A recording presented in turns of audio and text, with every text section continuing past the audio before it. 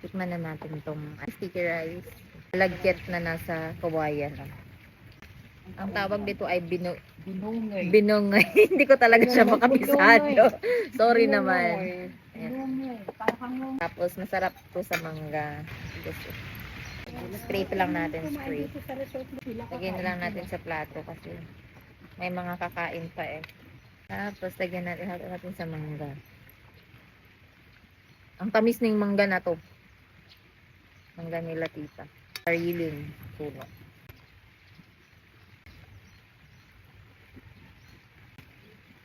Ang sarap. Ito na lang pang matamis niya. Parang mag-blend. Para mag-blend yung lasa ng rice at saka ng mangga.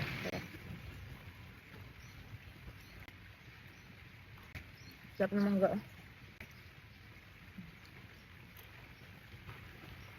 Last. Laga natin dito. Ang sarap tita. Sarap yung mix. Mas masarap siya kaysa dun sa Bangkok. Diba yung Thailand na sticky Oo. rice na nilalagyanan pa nila Na mga ng kung ano. Ito talaga ay ano lang, plain. plain. At saka ang sarap pati ng mangga. Masarap talaga ang sticky rice pag masarap ang mangga. Kaya ko na ubusin. Kaya nga konti lang kinain kong kanin. Kasi kakain ako nito. Mahilig ako sa mga ganito, isa kakanin. Sa kakanin. Mahilig ako sa mga Alam ganyan. mo sa Bulacan, ang daming kakanin. Kaya hindi ako kumain masyado ng rice. Meron kami sa Bulacan. Bakit kayo nagsarang ako ng ano? Hindi kayo. Na yung Tita Ferns ba yun? Yung papuntang papuntang Dagnan eh. Ha? Yung isang daan.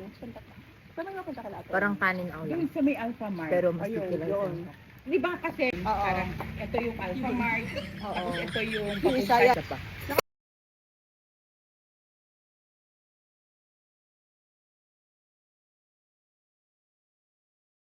No, yung Bicolatic ang Oo, gusto niya. oo. Bicolatic.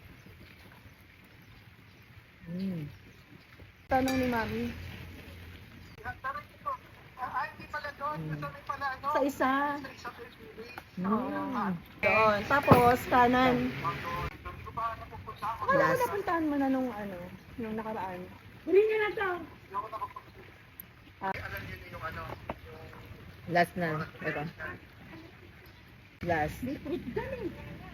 Pero sila, nabalisar na sila. Pero kayo, pwede ako dun sa ano? Sa bababa. Oo.